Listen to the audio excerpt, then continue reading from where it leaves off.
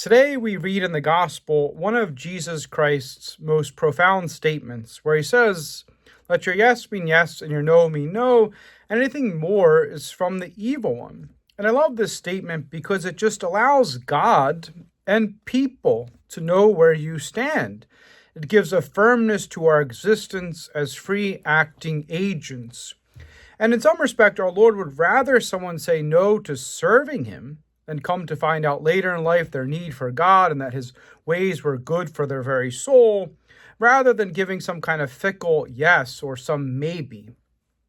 This also aids us to communicate with other people because when we're not clear in our speech about where we stand, there's already a detection of deception. A question may arise, can I trust this person? And the maybe problem is a problem because we leave uncertainty where at times there ought to be clarity.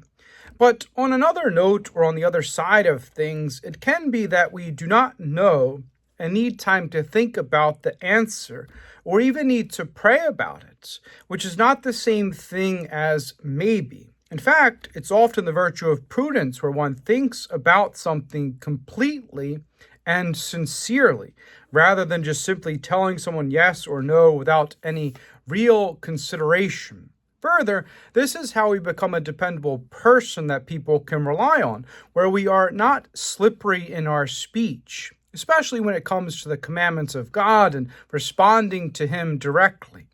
Father Joe always had a really good statement about attending Mass on Sunday when talking to the 8th graders. He says, "Our Lord is calling you to worship every Sunday, and you either say yes to him or no. We must remember we did not call ourselves to be Christians, but were chosen by this divine purpose out of darkness into the marvelous light of Christ. Even in the Mass, it speaks about being called to the supper of the Lamb, not that we somehow decided to go or thought it would be nice, or I can't wait to chat with so-and-so or find out how they're doing, or the music is good. Divine worship is not a concert or show or some simple human gathering, but where we are called to worship the God who is all holy and always present in our midst."